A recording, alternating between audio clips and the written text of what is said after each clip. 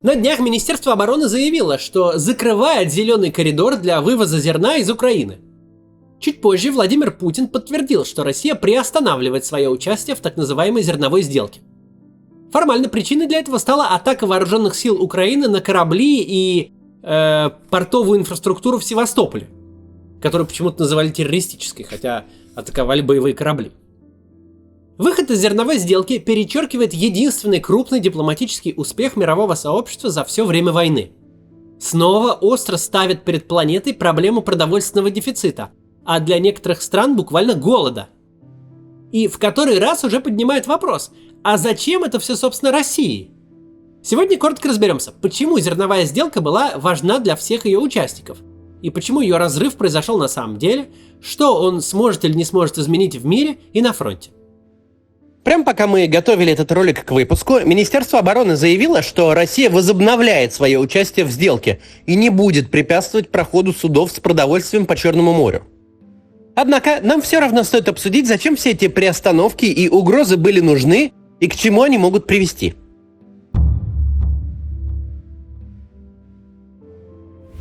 Несколько месяцев назад у нас был очень подробный ролик про то, что привело мир к угрозе голода. Посмотрите, если еще не видели. Еще до войны, по результатам пандемии ковида, еще пока никто ни на кого не напал, эксперты уже прогнозировали очень большие проблемы беднейшим странам мира. Реально в 2022 году им могло перестать хватать еды. В первую очередь странам Азии и Африки. Как будто этого было мало, так еще и один крупнейший мировой поставщик зерна решил напасть на другого крупнейшего поставщика. Вместе Россия и Украина удовлетворяли 30% мирового спроса на зерно и 75% спроса на подсолнечник и подсолнечное масло. Тут Россия начала бомбить главные сельскохозяйственные регионы Украины и захватила тысячи гектаров жатвенной земли. Миллионы украинцев покинули свои дома и села, многие погибли, а многие вступили в тероборону. Огромная часть урожая оказалась либо не собрана, либо захвачена. Помимо этого, российский флот еще в начале войны полностью захватил контроль над побережьем Черного моря, устроив блокаду всем украинским портам, откуда зерно отправлялось в Европу и Африку – Одесский, Черноморский и Южный. Кроме того, свою роль здесь сыграли и санкции западных стран против России. Здесь даже не важно, затрагивали эти санкции конкретные ограничения сельское хозяйство или нет. Зарубежные компании отказывались иметь дело с российскими судами и банками, предоставлять свои корабли и страховать их. В итоге экспорт зерна обрушился не только из Украины, но и из России. Сюда же добавьте засуху и неурожай в Южной Европе. Если проводить метафору, то выглядело это примерно так. Вышедший из изоляции, переболевший короной человек в какой-нибудь азиатской или африканской стране идет купить хлеба, а там один пекарь напал на другого, громит его прилавки, грузовикам с хлебом выезжать не дает, а сам этот громящий тоже торговать не может, потому что его весь город за такой беспредел бойкотирует. Цены полетели вверх, мир заговорил о надвигающемся голоде и о необходимости продовольственной сделки. И такая сделка состоялась в начале лета, 22 июня. Россия и Украина параллельно подписали соглашение с ООН и Турцией о том, что российский флот перестанет блокировать суда с украинским зерном в Черном море. Зачем это миру и ООН в частности, понятно. Не допустить голода, успокоить рынок продовольственных товаров и помочь Украине. А еще доказать как-то свою значимость в мировой политике. Я не просто так назвал зерновую сделку главным дипломатическим успехом этой войны. Это практически единственный успех вообще. ООН именно для решения таких проблем и создавался когда-то. Ну, еще чтобы войны не допускать, но с этим как-то не задалось.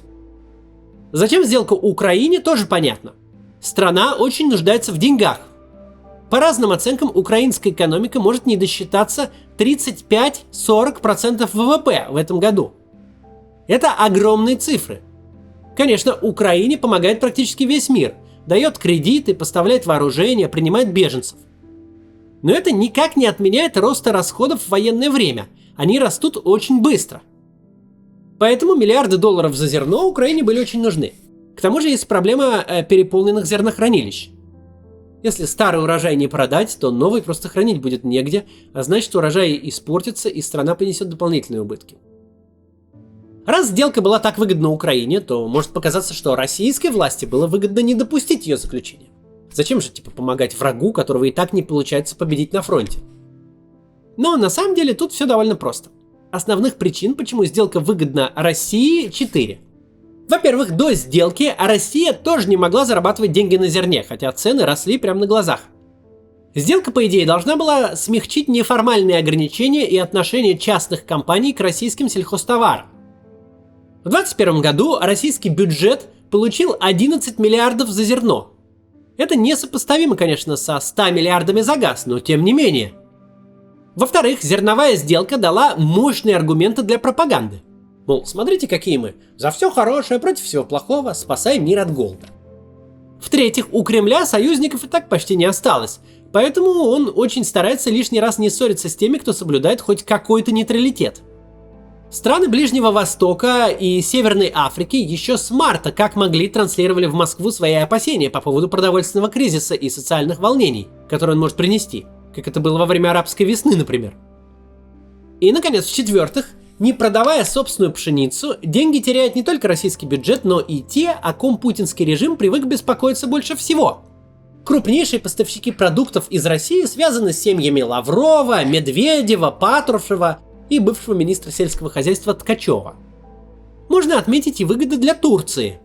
Она не только зарабатывает репутационные очки, уже второй раз становясь единственной работающей площадкой для переговоров России и Украины, что очень важно для Эрдогана, который очень хочет выглядеть не таким же злодеем, как Путин, и спокойно выиграть свои выборы в следующем году. Помимо этого, Турция еще и зарабатывает на переработке и дальнейшей транспортировке злаков.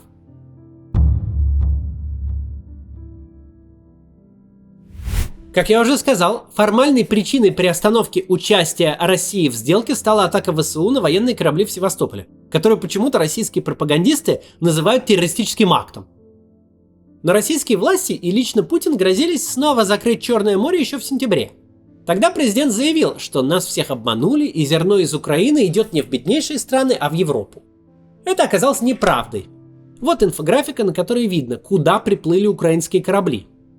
Треть в Европу, треть в Азию и Африку и еще треть в Турцию, где как раз зерно перерабатывают и отправляют дальше по всему региону. В любом случае, аргументы в духе «вы мало хлеба отправляете бедным странам, поэтому мы не дадим вам отправлять вообще ничего» кажутся, мягко говоря, не самыми логичными.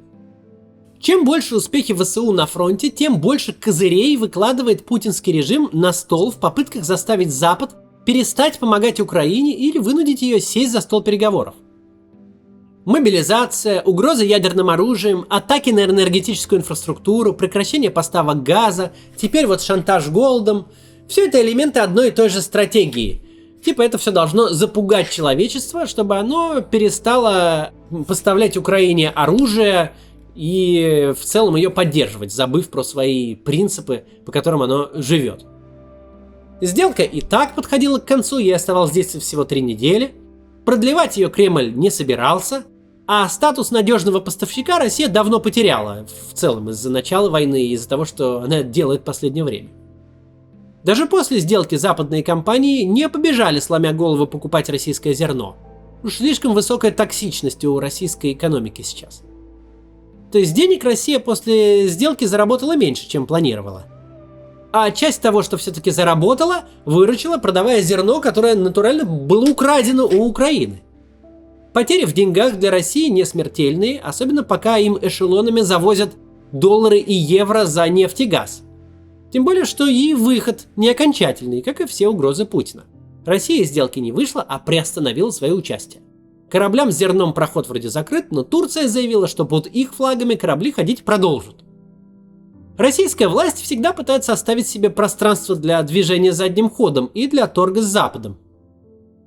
Но вот Украина, в отличие от России, заработала за 3 последних месяца на зерне хорошо, и все это пустило на нужды своего государства, которое сейчас воюет. У зернового шантажа есть 2 минуса для России. Те самые относительно нейтральные страны рискуют сильно поубавить свою нейтральность, потому что именно им сделка была жизненно необходима. Россия может рассориться с партнерами в Африке, Турции и Саудовской Аравии. Список стран, которые готовы, ну, не то что разговаривать, но хотя бы даже находиться в одном помещении с российскими официальными лицами, может быстро сократиться. А самый главный недостаток этой стратегии постоянных угроз – со временем она просто перестает работать.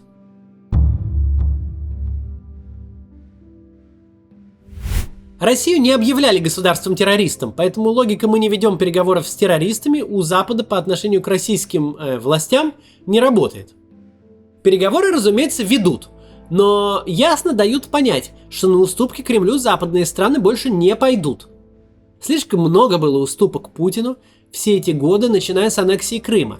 И все эти уступки привели к первой за 75 лет фронтовой войне в Европе.